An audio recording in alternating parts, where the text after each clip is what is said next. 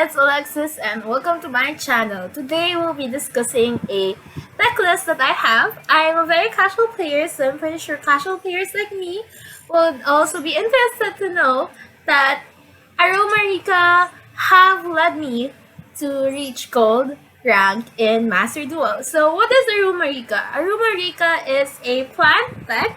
It's a combination of Aromage as well as Rikka monsters. So let me talk about what Aroma first. Aroma is a plant deck that actually utilizes a lot of life point gain. And what you want is a little bit of everything.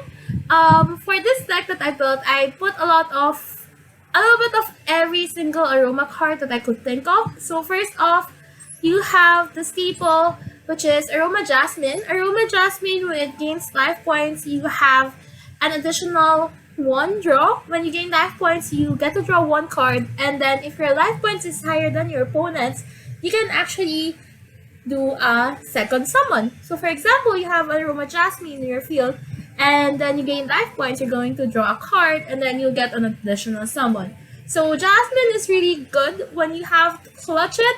If you didn't draw your perfect board at the get-go, you can just put Jasmine on the field and then do a life point gain, and then you'll get another draw. So Jasmine is really helpful. What you would want is you either have Aroma Garden or Aroma Gardening. So this two will actually let you gain life points, and another one will be the Humid Winds. This is a trap. It has two effects. You either gain 500 life points if your life points are lower than your opponent, or you can pay 1000 life points in order to add a Aroma monster from your deck into your hand. So that's also very good. Clutch, and as well as Blessed Winds.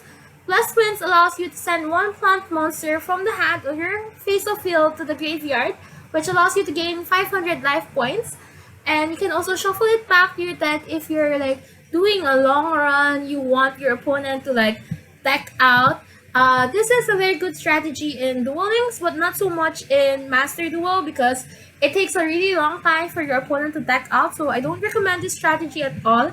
If you can stall, you can add different cards in order to do the stalling with Aroma, wherein you kept on gaining life points and then you just keep on recycling monsters from your graveyard into your deck. So that's a viable option, but not so much seen play on Master Duel so far.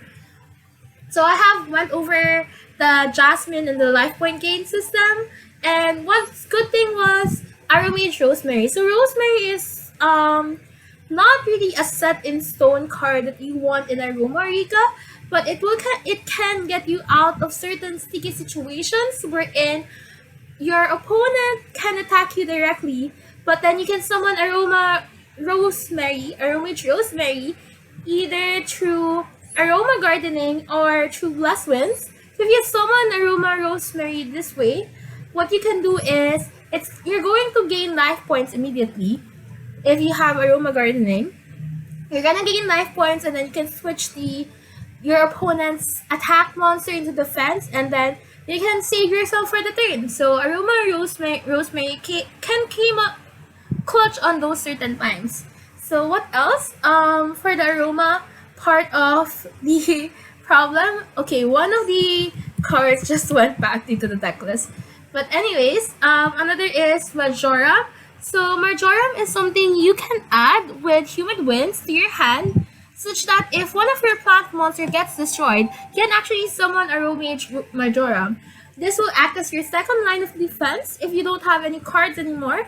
The other thing is Aromage marjoram actually banishes cards from the graveyard of your opponent, and based on the number of Aroma cards on your field. So for example, if you have 2 monster Aroma cards on your field, you can banish 2 of the two cards from the graveyard of your opponent.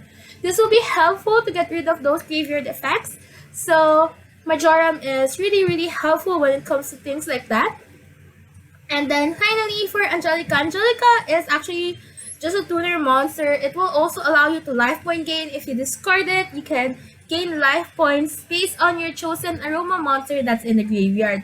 So I like to do is Angelica plus Rosemary will give me Aroma's Fairy Rosemary. So this will actually allow you to increase your attack points, and then it actually render your opponent's effects, monster's effects, useless if you target one of them. So that's all with the Aroma Rosemary. You can also try to look at it in the sweet marjoram and then Hulky 5 rocks. But right now, that's not the center of this strategy. One another center of this strategy is that you either summon Lone Fire Blossom and then you activate its effect. You contribute one face of plant monsters that will summon one plant monster from your deck. So you can basically just summon Lone Fire Blossom and then activate its effect. You can get the Rikka card, Rikka Petal. So you can special summon Rikka Petal from your deck to the field. And then if you special summon Rikka Petal, you can add one Rikka card from your deck into your hand. And what I usually add is Snowdrop, the Rikka Fairy. So what Snowdrop, the Rikka Fairy does is, if you have a plant monster on the field, you can tribute it, and then you can summon two cards. You can summon Snowdrop, the Rikka Fairy, and another plant monster on the field, and then you can also change their levels. So basically, you can either summon, for example, you summon Rosemary, and then you summon Rikka the Fairy, and then you change their levels into 8. That will allow you to exceed someone into Rikka the Queen. Teardrop the Rikka Queen. So Teardrop the Rikka Queen is a bit good in a sense that it can get rid of your opponent's monster by tributing them. So when you summon Teardrop the Rikka Queen, you have to make sure that your opponent does not have anything about you activating Teardrop the Rikka Queen. What happens is you can tribute their monsters, and then your Teardrop the Rikka Queen will gain attack points. So if your opponent only has one monster, you tribute that, and then Teardrop gains attack points, and then you just attack directly. You just barge through in. Okay, so before doing that, of course, you have to make sure that to clear the back row of your opponent. How do you do that? You use Mystical Space Typhoon and Twin Twisters if you have them on your hand, as well as, just for precaution, you also have Book of Moon and Ash Blossoms in here.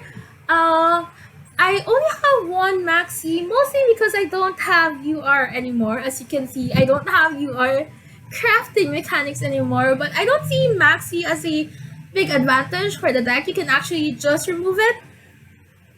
Right now, I'm still experimenting on how to mix and match the ratios of this Aroma Rikka, but this Aroma Rikka deck has actually gone through with me with a lot of things.